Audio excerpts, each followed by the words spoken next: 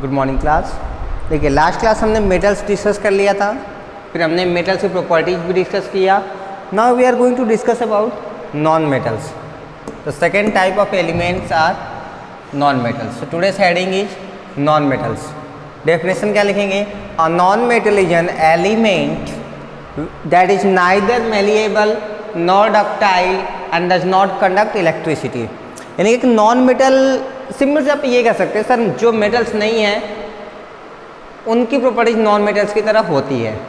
हाँ, ये बात और है कि उसमें मेटलॉइड्स भी आ सकते हैं, इसीलिए हम इनका अलग से डेफिनेशन बनाते हैं।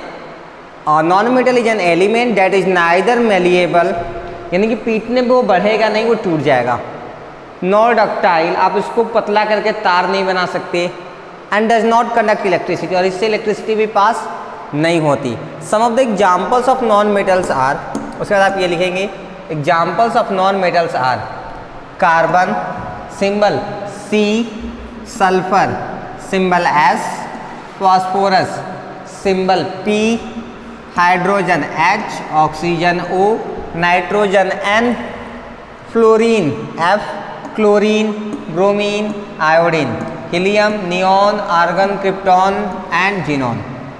These are the examples of elements which are non-metals. Once again, carbon C, sulfur S, phosphorus P, hydrogen H, oxygen O, nitrogen N, fluorine F, chlorine Cl, bromine Br, iodine I, helium capital H small e, neon capital N small e, organ capital A small r, krypton capital K small r and xenon capital X small e. All these are the examples of elements and which can be classified as non-metals. Next is given that diamond and graphites are also non-metals. Diamond और ग्रेफाइट्स भी non metals हैं, लेकिन ये elements नहीं हैं, ये carbon के ही बने हुए हैं। तो कार्बन तो हमने पहले ही काउंट कर लिया, देखिए, इसलिए कार्बन से जो जो सामान बने हम उनको अलग से काउंट नहीं करते हैं। सही है? तो कार्बन एलिमेंट है, लेकिन कार्बन से बने समान एलिमेंट नहीं होते। For example diamond, graphite, all these are not the examples of element. अब क्योंकि आपने इतना कुछ पढ़ा तो इसके साथ साथ एक एक्सेप्शन आपको माइंड में रखना है, यानी यहाँ नॉट कंडक्ट इलेक्ट्रिसिटी। अभी कार्बन के दो एलोट्रोप्स होते हैं, कितने होते हैं? दो। यानी कि कार्बन के अलग अलग अरेंजमेंट से हम दो टाइप के चीज़ें बना सकते हैं। एक होता है कोल, ठीक है, जिसको हम डायमंड भी बोलते हैं, कार्बन से डायमंड बनाते हैं। और एक होता है ग्रेफाइट। कोल तो हमें सॉलिड फॉर्म में मिलता है, लेकिन हम कार्बन के अलग अलग स्ट्रक्चर की हेल्प से हम दो एलोट्रोप्स बना सकते हैं, those are diamond and graphite. So the next one is they are allotropic forms of carbon. अगर हमसे कोई पूछता है बताइए allotropic forms of carbon, so we will say that sir there are two types of allotropic forms of carbon.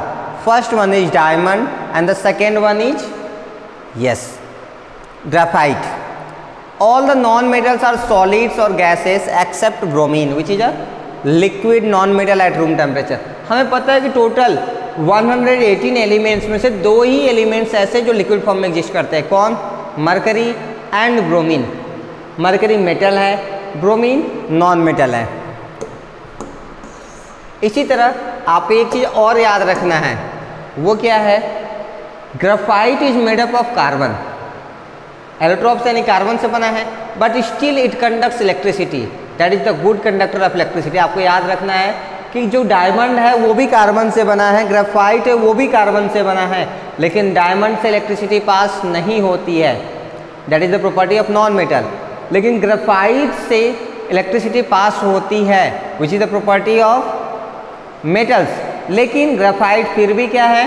Non metal है। तो ये एक एक्सेप्शन है, it means it does not follow the rule.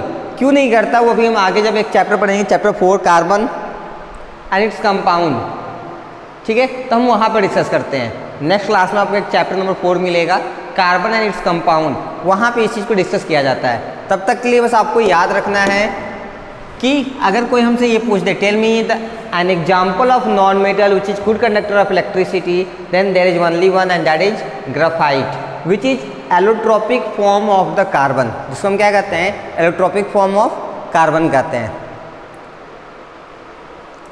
चलिए इतनी बातें हो गई। अच्छा ये चीज़ आप भी नोट कर लीजिएगा, ये वाला all the non-metals are solids or gases except bromine which is a liquid non-metal at room temperature। बस यहाँ ब्रोमीन तक कर लेंगे, यानी कि जितने भी नॉन मेटल्स हैं सब या तो सॉलिड या तो गैस, एक को छोड़ के, वो कौन है, ब्रोमीन।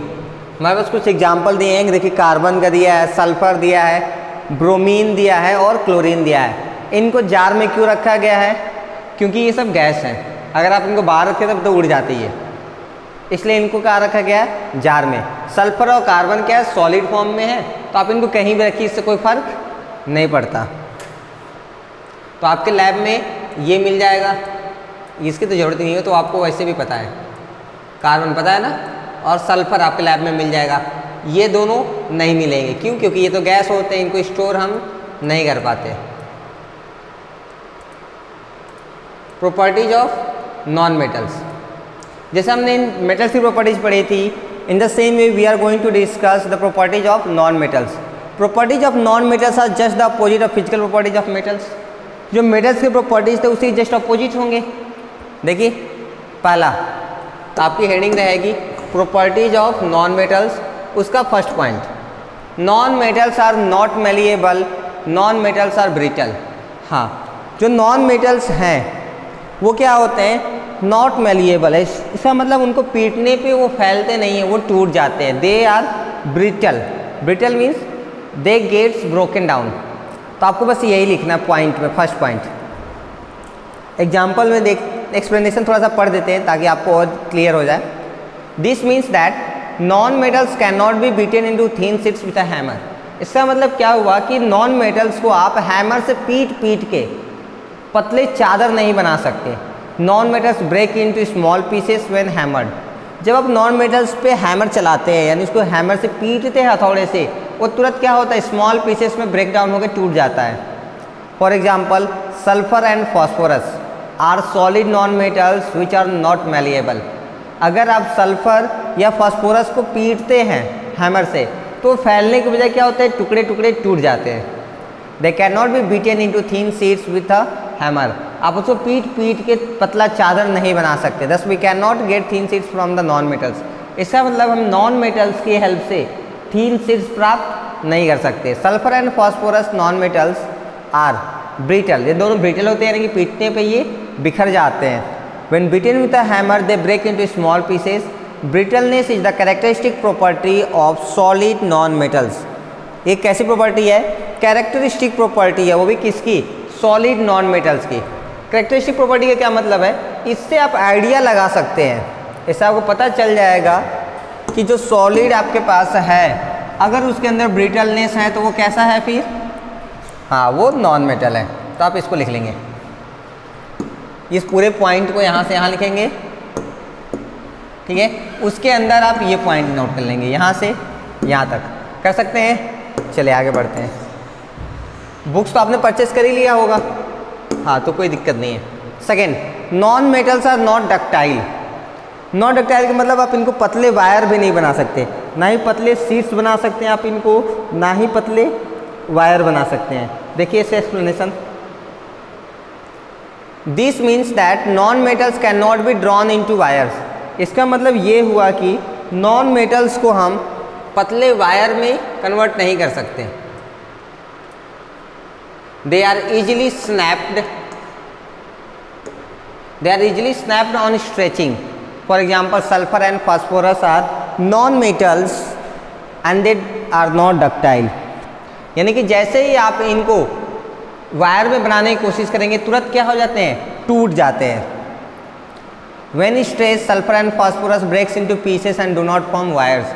मान लीजिए आपके पास सल्फर है, फॉस्फोरस है, दोनों नॉन मेटल्स और सॉलिड हैं। जैसे आप इनको कोशिश करेंगे वायर में कन्वर्ट करने की, ये तुरंत टूट जाते हैं। Thus we cannot get wires from non-metals. From the above discussion we conclude that non metals are neither malleable nor ductile, non metals are brittle. तो ऊपर के दोनों पॉइंट से एक बात क्लियर हो गया कि नॉन मेटल्स ना ही मैलिएबल होते हैं और ना ही डक्टाइल होते हैं, जबकि मेटल्स मैलिएबल भी होते हैं और डक्टाइल भी होते हैं। लेकिन मेटल्स क्या नहीं होते? ब्रिटल नहीं होते। इन the same way non metals क्या होते हैं? तो नॉन मेटल्स ब्रिटल होते हैं, मैलिएबल और डक्टाइल नहीं होते हैं। क्लियर है?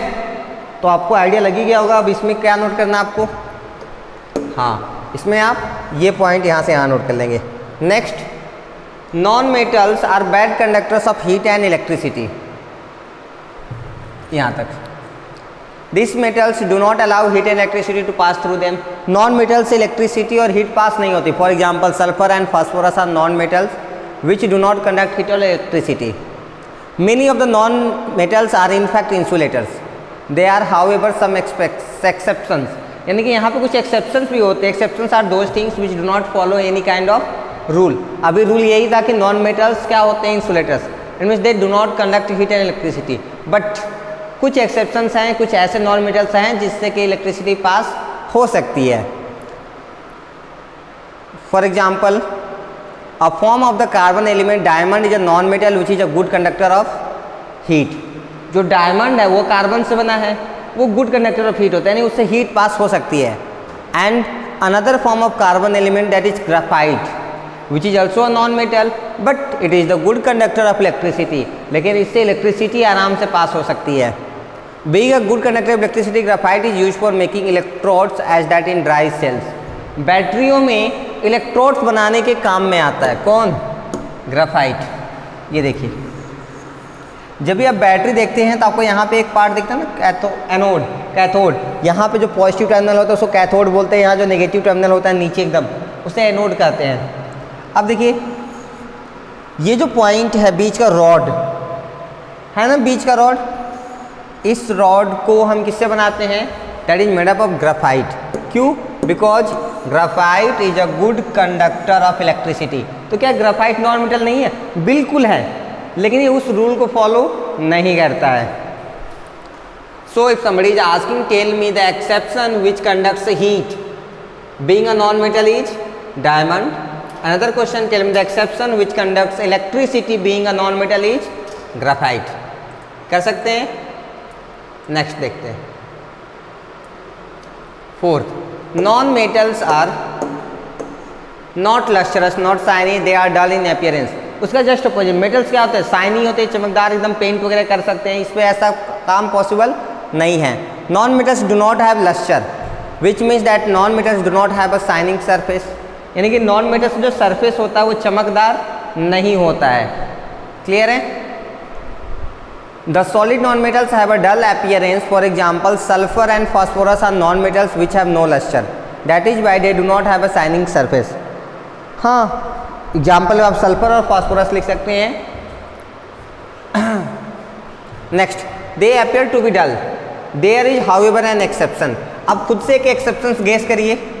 हाँ, iodine is a non metal having lustrous appearance. Iodine क्या है? एक नॉन मेटल है, गैस, जो कि उसके अंदर अपीयरेंस, शाइनिंग अपीयरेंस मिलती है. ज़्यादातर हमें आयोडीन किस फॉर्म में मिलता है? सॉलिड फॉर्म में मिलता है. लेकिन अगर आप आयोडीन को हीट करें तो वो वेपर फॉर्म में कन्वर्ट हो जाता है. सही है? तो अगर आपसे कोई पूछ ले टेल मी द एक्सेप्शन, तो आप पहले तो ये लिख लेंगे पूरा पॉइंट यहाँ तक. उसके बाद एक्सेप्शन जरूर नोट करेंगे. Exception is iodine. और आयोडीन कैसा होता है? चमकदार होता है. That's why it is exception. आज इतना ही, बाकी नेक्स्ट क्लास में. Thank you so much.